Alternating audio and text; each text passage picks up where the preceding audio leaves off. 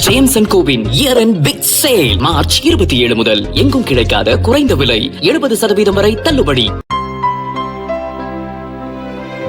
இனிமே கண்ணை மூடிட்டு கடலை எண்ணெய் வாங்கலாம். ஏன்னா மந்த்ரா கடலை எண்ணெய் இதயத்தின் தயாரிப்பு. வறுக்க பொரிக்க ஏன் எல்லா சமையலுக்கும் மந்த்ரா தான். மந்த்ரா கடலை எண்ணெய் அபார ருசி, ஆரோக்கியமான உடல் நலம். நாமக்கல் மாவட்டம் குமாரபாளையம் தொகுதி அதிமுக வேட்பாளராக சிட்டிங் எம்எல்ஏ தங்கமணி அறிவிக்கப்பட்டுள்ளார். அவர் இந்த தொகுதியில் 4வது முறையாக போட்டியிடுகிறார்.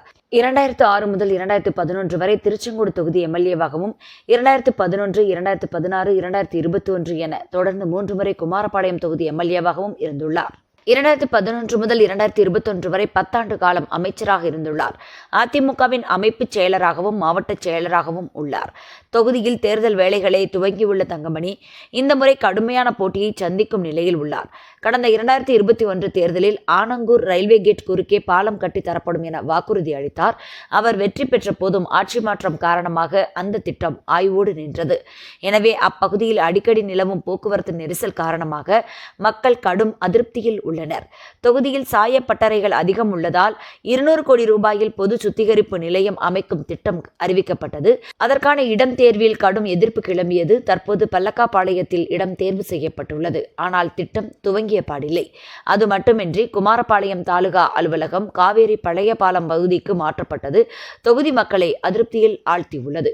இதற்கிடையே திமுக மண்டல பொறுப்பாளராக உள்ள முன்னாள் அமைச்சர் செந்தில் பாலாஜி இந்த தேர்தலில் எப்படியும் தங்கமணியை வீழ்த்த வேண்டும் என கங்கணம் கட்டிக்கொண்டு களமாடி வருகிறார். திமுக வேட்பாளராக பணபலம் மிக்கவரும் தொகுதி மக்களுக்கு நன்கு அறிமுகமானவருமான பள்ளிப்பாளையம் திமுக முன்னாள் ஒன்றிய தலைவர் பாலுவை களமிறக்க திட்டமிட்டுள்ளார். இதனால் கடும் போட்டி ஏற்படும் நிலை உருவாகியுள்ளது. இருதரப்பும் பணத்தை வாரி இறைக்க தயாராகி உள்ளதால் தொகுதி வாக்காளர்களுக்கு ஜாக்பாட் காத்திருக்கிறது. இவர்கள் தவிர தாவேக சார்பில் குமாரபாளையத்தில் போட்டியிட 2006 திருச்செங்கோடு தொகுதியில் தேமுதிக சார்பில் போட்டியிட்ட பொங்கி அண்ணனும் தாவேக மாநில துணை பொதுச் செயலராக உள்ள விஜயலட்சுமியும் காய் நகர்த்தி வருகின்றனர். இவர்களும் கணிசமான ஓட்டுகளை பிரிக்க வாய்ப்புள்ளதால் சிட்டிங் எம்எல்ஏவான தங்கமணி இந்த முறை வெற்றி பெற தூக்கத்தை தொலைத்து உழைக்க வேண்டியிருக்கும் என்கின்றனர்.